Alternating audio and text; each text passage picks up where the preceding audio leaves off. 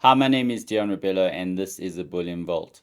Hi, Willem, how you doing? Well, and yourself, Deon. Good, thank you. Episode number 46, and we are now firmly into 2026. We're at the end of January, and what's interesting is it's been literally to the day an exact month since our last podcast. Yeah, it's quite funny because it's the first time we're meeting this year, and already we're going to talk about the madness. Absolutely. And again, I mean, if I just go and review the pricing from the end of December, so it was around the 23rd of December when we had our last podcast, gold was sitting at 4,483 odd dollars. It's now just $75 short of 5,000. Silver was sitting on just under $70 an ounce. It's now sitting less than $2 short of $100. I mean, this is complete new territory for both gold and silver. Yeah, I mean, I was looking this morning. I did some calculations a bit earlier, and I mean, silver is sitting, or at that stage was sitting at $98 an ounce on the dot. And if you look a little bit, I think it was this morning, it was sitting at $99.50. It just briefly shot up and touched that. And I mean, that's the absolute craziness of this year so far. Since we've started, we started the year January 1st with gold sitting on $4,321 an ounce. It's now sitting $4,910 an ounce, maybe even higher now since I've done these. And that's already 13.6% up just for January. And we're not even done with January yet. So just to put that into perspective, from the retail side with the buying of say Krugerrands or even medallions and so on, that we've had to do pricing for clients um, on today, say a PM fix, and then we do the pricing, and then literally have to reprice the next morning if the money's not received on an instant payment. Yeah, I mean, it's we sort of operated that way always, just to make sure or cover everybody from any big fluctuations. But now it's actually becoming a necessity rather than just a precaution. Absolutely, and as you say, from probably just fluctuations, the fact is they are gold, and we'll chat about silver, which has also been quite exciting, and I've got quite a lot of insight there. But the pricing, from one day to the next. I mean, I was pricing an international client and I quoted in dollars and I said it was this amount yesterday and already it's moved by over to $200. And I literally have to reprice it because I'll be purchasing on Monday. So I said, you know what, this is a rough guide, expect it slightly higher, but we'll reprice on Monday. And I mean, it's quite funny, we're looking at these prices. It's absolutely insane. If we take the year-on-year increase, if we go back to January 23rd, 2025. So last year we were sitting at $2,755 an ounce. Yeah. It's up 78% year on year. And as I was saying, yeah, I mean, I was talking about $4,910 earlier. As you said, it's already up from that again. Same thing with silver. We're looking at $98 an ounce of silver. Um, Last year, 23rd of Jan last year, it was sitting at $30.81. It's up 218% year on year. It's up 32% already just this year. So now just on that whole silver thing and based on within the retail space, you cannot get silver ounces. And now if you get ounces and you go online and check any company that's selling, be it silver Krugerrands or silver medallions, majority of them are actually out of stock. There is no stock available. If I then go and look at refineries, a lot of the refineries I know are already on back order, that they cannot actually take on any more orders because of firstly the price fluctuation. So where they had pegged the pricing from when they first purchased or took the money, it's now actually moved up to a point where it's become a problem. And then also, I mean, this is the thing, is the repricing in the retail sector. So to give you an example, I mean, when I first started DCX, we were looking at an ounce of silver around 350, 400 rand an ounce. In the last month alone, we've been quoting at around 1,800 rand an ounce. It's moved to now just short of 2,000 or just over 2,000.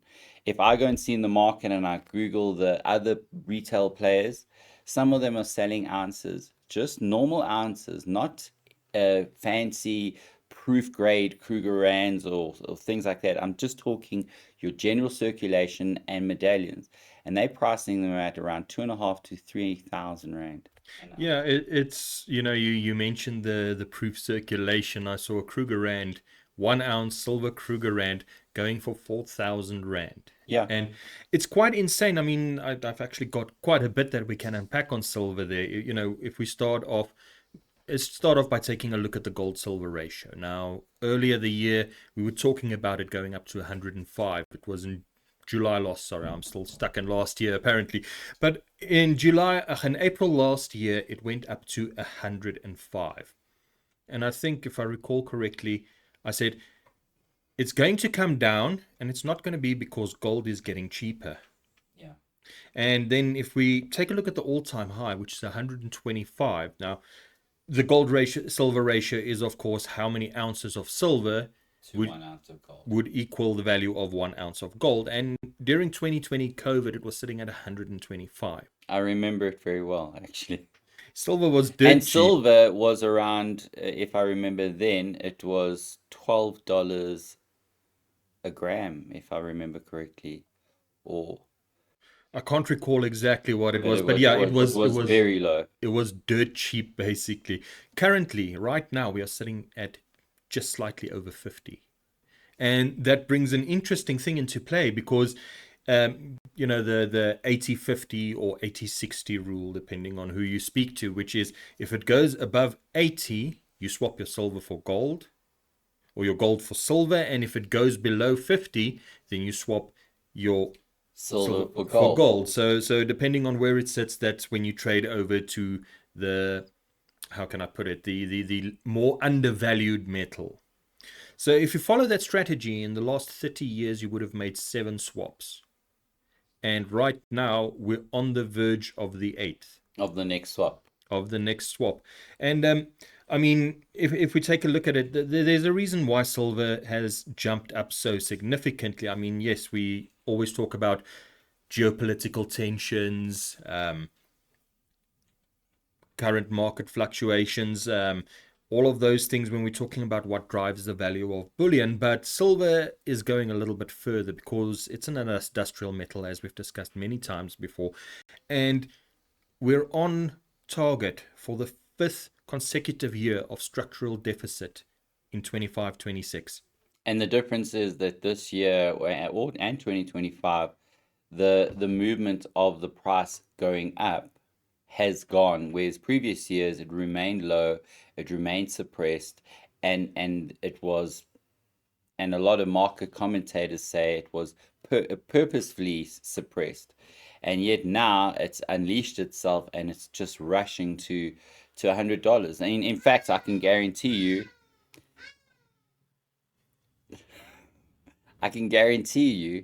that come the next podcast we do, that it would have surpassed $100. I have no doubt. I mean, we did some very naive projections last time we were talking, and I think they're both blown out of the water by a mile. Well, I did say we'd break $100 if I remember, but I believe that it would be probably mid-year that we'd get to that. And I kind of thought that we may then draw back, if I remember correctly. Same with gold. I did say we should break around 500, but I'd see some leveling out. But there are a few things to take into consideration here. I know for gold, the central bank buying has not stopped. I mean, the accumulation and consolidation of each reserve bank on their buying has been unprecedented. The supply of gold, the demand of gold is at an all-time high. From an investor perspective, the demand is there. People are, especially your mainstream, and this now speaks to the Kingelberger and Minsky model, where we've spoken about it for years, where you suddenly get these coming into the mainstream, and then the prices start going parabolic. And this is when this craziness comes in. And I've spoken about with silver, where an ounce, yes, is going at around 2,000 Rand an ounce, or $100 an ounce. But because the demand is that much higher, people are prepared to pay premiums of literally nearly 50 to 100% more on that. Yeah, and I mean, if we're looking at the demand, firstly, there's been increased demand from your photovoltaic or your green energy sector, your PV panels, your wind turbines, all of those things. They all rely on silver. You know, silver is a big component of that. Your electric vehicles, etc., etc. All of your green energy and your green technologies rely heavily on silver because it is the most conductive metal on Earth, both in heat and electricity. It's malleable. It's a perfect metal for making high end electronic components and devices. And because of that, we were talking about the deficit just now, and the Silver Institute is projecting 95 million ounce shortage for 25-26. Now, this ongoing deficit has created a cumulative shortfall of 820 million ounces from 2021 to 2025. And yeah, we hear 820 million ounces and we go, oh, wow, that's a lot. It's 25,504 tons, the shortfall over the past 5 years. And I think that's finally starting to catch up. The demand is going through the roof. The supply keeps falling. So the price has nowhere to go but up. Yeah, and what's interesting is, China had done that embargo on all exports of silver. So any silver that is mined within China is not being exported, and that again puts pressure on the international supply chains for silver. And again, that then will have an adverse effect on the pricing of silver, because the demand will increase as supply's down. Therefore, the pricing will continue to rise. Yeah, and I mean, we're probably going to see $100 an ounce before the end of January. I think probably while we're even speaking, let me just have a quick look here, just so because it will be quite a time to celebrate. I mean, we've been talking about this for the last 5 years. I mean, we're sitting on now exactly $98.94. So we there. We a dollar and a bit short of the mythical 100. Where to from here? Well, I think once it does break 100, we're going to see a little bit of a sell-off, a little bit of profit taking, so it might dip a little bit, but I don't think it's going to last. I think it's going to continue climbing. There's just no making up for it. There's a shortage and a growing demand. The price has to go up. I agree with you, but I even would take it further, saying yes, we will have the short-term pullbacks from profit taking, but I do see that $150 will be met before the first half of this year. By the time we get to June this year, we would have broken $150 an ounce. It's quite possible. I mean, here's the thing, we look at many other things and they say, oh, but when, supply comes to constraint, then, they switch to other materials, the not placebo is not quite the word I'm looking for, but you get what I mean. They switch to something else to combat, like they did with platinum and Palladium. palladium in the autocatalytic converters. But you can't do that with silver. There's nothing else. There's nothing else that you can just swap out for it. And talking about platinum, that's another one that's worth discussing. Absolutely. So a month ago, platinum was sitting on $2,173. It's now over 2,600 and nearly $2,700 an ounce. Yeah, it was morning when I did a little bit of research. We started the year on $2,027 an ounce of platinum. We are now sitting on $2,646 an ounce of platinum. That's 30.5% that platinum has gone up since the start of the year. And if we go back to last year, 23 January 2025, so that's year on year, platinum was sitting at $944 an ounce. It's up by 180% since last year, January. And same thing here. we've got a market deficit. For the third consecutive year, we've had a deficit of platinum production, mainly because South Africa is the biggest producer of platinum. And we've got our challenges. Obviously, we're not pumping out as much as we need to satisfy the world market. There's industrial demand because platinum is used in industrial applications, chemicals, fertilizers, hydrogen fuel cells. It's a very industrial sort of metal with a great demand for industrial applications. And same thing with electronic vehicles, all of those things, they also utilize platinum. Yeah. And we've got the increased demand, even from the investment sector. There's an increased demand on platinum, and the production is lagging. As I said, third consecutive year of deficit. Again, from the retail side, I'm talking to clients in the US which are wanting to purchase platinum, high grade, fine platinum, for jewelry and minting means and uses. And again, the demand's there. And again, if I'd spoken to these people a year ago, the platinum was just not really starting to function. It was really only came online, I think, in towards the end of the second quarter of last year, where it really started to gain momentum. And then, of course, that last quarter just went parabolic. Well, I mean, you say last quarter, the first month of this year has gone parabolic, 600 odd dollars that it's up since the 1st of January. Yeah, and that is again, it's coming to its all-time high also, and it's a couple of I think it was $2,800 an ounce, so we're not that far off it.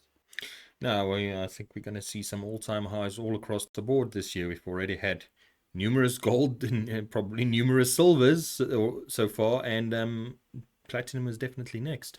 So again, what would you say is an important take from this conversation to anyone listening?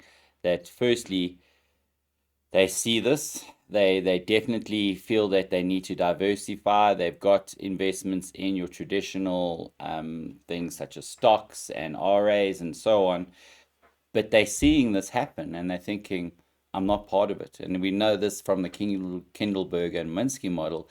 These are the people where they're coming in a little bit late, but is it too late? Have we hit a peak here? Are they going to put money into something and then lose it? Well, here's the thing about bullion is, you know, especially gold. If you look at gold consistently over the last 100 years, there's been that uptick.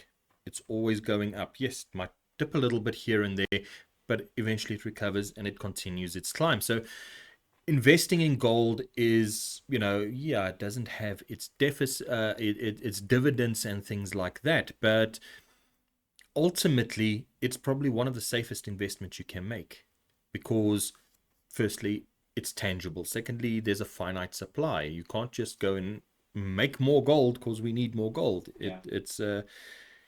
And that's what gives it a lot of its value. And I mean, it's been used as a hedge against currency devaluation, inflation, etc., etc. It's been a safe haven asset for many, many decades. And I think we're looking at two very scary milestones at the moment, which is $5,000 gold and $100 silver, which once we hit them, yes, there's probably going to be some profit taking. There's going to be a sell-off, and Probably a good time to buy. yeah, I think right after that happens, you might see a bit of a dip, and that's going to be the time to buy because we saw it already when gold hit 4,500. There was that dip, and everybody said, "Oh, it's over. It fell 10% overnight, and the dream is gone." And Carry on. well, As we had said, and I don't even remember which podcast that was, but again, we said these short-term dips are your buying points. So anyone that's listening, yes, the prices are there. Pay attention. Know that there are going to be some pullbacks, and when they do come in, make a decision, commit. But also make sure where you're buying it or who you're buying it from, that also you've done your market research. You've gone and contacted various companies. Firstly, do they have stock on silver? There's one thing them quoting you and there's another thing them supplying you. So make sure that the supply is there, that they have got the supply to back up your payments and to back up what you want to invest in. And then secondly, just keep an eye on the pricing. In this market right now, of course, you're going to have people taking advantage of the frenzy that is what it is right now. But this is also where you need to kind of take that step back, check with the various different companies, and then also make sure that you push to get a better price. You must remember the market is that sensitive now, and there's a number of new people coming into the market that are seeing the opportunities, and they will also then start to push for better pricing. Definitely. And I mean, you know, if you're unsure of what you should be paying for an ounce of silver, it's quite simple. Get a few quotes, see how they stack up. If there's one that's charging you 3,500 Rand versus 2,500 Rand, then, you know, obviously they're trying to gouge you. And I think if you're somebody that's new to precious metals, if you've never invested in it before, if you've got no idea what it should be costing you, be aware of the common, I won't say scams, because it's legitimate sales that people do, but they sort of try and push something that's not really worth the money. If you look at something like proof Krugerrands. You are reading my mind right now, and that's exactly what I was going to say. Is if it's little bit more shiny, it doesn't mean it's worth anything more. Again, and this is what you're really trying to drive the point, is pay attention to if it's an ounce or a troy ounce of silver or gold. Make sure what you're paying for, is it 99 fine silver, 99.9 fine gold, and make sure that those are the things that are more important. You got to be clear on what you're buying. And if it is shiny and it's advertised to be a better buy, be wary of it. Definitely. I mean, ultimately, those coins end up selling for a lot less than people paid for them. You know, if you buy a proof coin, the only person that would find equal value in that coin that you're probably paying for it is another collector. And ultimately, when it comes down to it, that coin is worth the bullion content in it. It 1 ounce fine silver, 1 ounce fine gold, and that's the bottom line. You know, if you we see the divorce your jewelry and the gold shacks and the whatever popping up all throughout the shopping malls in South Africa, where you can go and sell your gold or silver or whatever, gold mostly. But you know, if you walk up to them, they're not going to care that it's very shiny and it's a proof and it's got this person's face on it and this, that, or the next, or that it was given to you by your great grandfather or whatever the story might be. They're going to put it on a scale. They're going to say it contains 31.11 grams of gold. There you go. Yeah. And just on the silver side, and as I said, I was talking to a couple of refineries yesterday, and the amount of sterling silver coming in, and sterling silver is traditionally all your teapots, your cutlery sets, and they all, sterling silver is a second grade to fine silver. So it does need to be processed a little bit more. But the amount of sterling silver that's been captured by the refineries, and literally what they do is they just melt it, they refine it up to the correct levels, and then they produce granules, which they then sell into the market where it will then be minted into coins or bars or whatever. And again, the interesting thing here is that demand, and it's across the board because the supply of silver is so tight right now that people are literally selling those because of the value of what they can get for it is at an all-time high. Well, definitely. And I mean, you know, this is the thing. If you bought silver in 2020 during the COVID pandemic and you paid your $12 or $15 an ounce for silver, you know, it might have been extremely tempted last year when it was $30 an ounce to go and sell that. I mean, you've made a lot of money, but just hanging on that extra year, look at where it is now. And that's, I think, one of the most important lessons is, firstly, don't panic. When you see the price of silver or gold going down and you're holding physical silver or gold or platinum or whatever, and you see the price going down, don't panic and start selling off because, oh, I'm going to lose all my money. You're not. It's as simple as that. It might take longer than you would have liked, but you will eventually make that money back. So don't panic when you see the price going down by 10% or whatever the case might be. And I think there's an important point here because during these massive price increases, I've thought of the number of clients that have liquidated and liquidated very short of the potential. Because firstly, they probably invested using money that they probably needed for other things, or got into difficult times and then saw that by liquidating they could access some of their money back. And yet, a lot of those people will be ruining and annoyed that they didn't actually stick to holding it and keeping it, because now suddenly that 1 ounce of silver, which was 800 Rand or 600 Rand, is now worth more than double its value. I mean, look, sometimes you don't have a choice. You have to liquidate it. You can't hang on that Well, extra year. I'm in the believer of that rather sell your wife than your investment. Who knows? I could be wrong.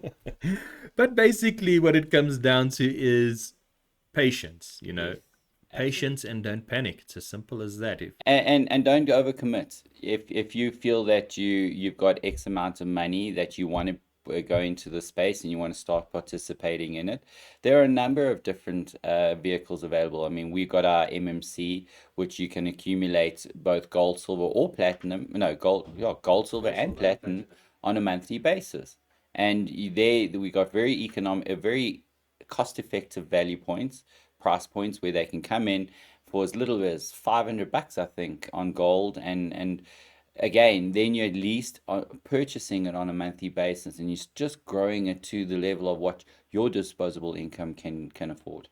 and I think, and I know this was probably something that kept me from buying gold way back when it was actually affordable and I could see the value in it, but I didn't have enough disposable income to go and buy an ounce of gold. And looking back now, it was so silly actually, because there were 10th ounces which didn't register to me. There were half ounces, quarter ounces, etc., etc. There were all these things available, but I didn't know about it. And I think that's the most important thing, is making sure that somebody who's looking at this and thinking, I have to get in on this, but I can't quite afford to go and buy an ounce of gold. There are other means of investing. In closing, Willem, I mean, just your final thoughts. Well, 23 days into 2026, and we're already looking at an absolute phenomenal increase in both gold, silver, and platinum. And you know, yeah, it's there's been some significant things that's happened in the geopolitical sphere so far this year, which might have driven the prices as well. But basically, we're looking at something bigger. We're looking at the constant deficit for silver, the increasing demand for both silver and platinum, and then we have gold, which this geopolitical tension, this uncertainty is just getting driven higher and higher. And, as they say, we're only getting started. Yeah, as you were talking, I was looking, and Goldman Sachs recently raised their forecast to 5,400 ounces by the end of 2026. They're going to have to revise that. UBS also 5,400. The ups, by third quarter, they're saying. Again, you're going to have to revise that. Got a JP Morgan by fourth quarter, $5,055 an ounce. Gonna have to review that. Bank of America, they coming in at also, actually they were a little bit more conservative, saying an average of 4,500, but a year end of 5,000. So they've also got that one wrong. And HSBC also, first half they said 5,000. So they kind of Covered there. closest there. And why I like to raise this is these are companies, billion-dollar companies, that have some of the greatest minds, that they can sit there with actuaries and they can work out the markets and they can predict where these are going. And yet, with all that ammunition in knowledge and understanding, they also don't know where it's going. It's quite funny, I mean, I think it was Goldman Sachs or JP Morgan or one of the two. And it was sort of starting to become a running joke last year about they've revised their gold figures. So exactly the trend from 2025, which we joked about, it's back on, and we'll keep reviewing it over the next quarters and so on. But it's an interesting time. I think the geopolitical side is also a big driver of it. I do think the scarcity on supply side on silver is a big driver of silver. Both platinum and gold, there is available resources, but I think what drives gold is that uncertainty globally. I mean, Donald Trump saying he wants to make Greenland one of the states of America, and all these kind of things. It just spurs off uncertainty. And again, American economically is not in great shape. There's a definite need to start spurring on their economy, and how they've always done it is let's go to war. And we can't be naive to think that that's not also part of the game plan here. Well, I won't delve into the politics of it all. I mean, that's not why I'm here, but I will say there is great global political uncertainty. There is tensions. It is a scary time, frankly, to be living. And yes, that does spur on the price. It does spur on investment interest, that safe haven investment that people are looking for. And that is really driving the price at the moment. Willem, thanks for your time, and we definitely will touch base with everyone, and we look forward to seeing you in the next episode. Definitely. And if you enjoyed this episode, leave a like, hit subscribe if you haven't already, and we'll see you in the next one. Bye bye. Take care.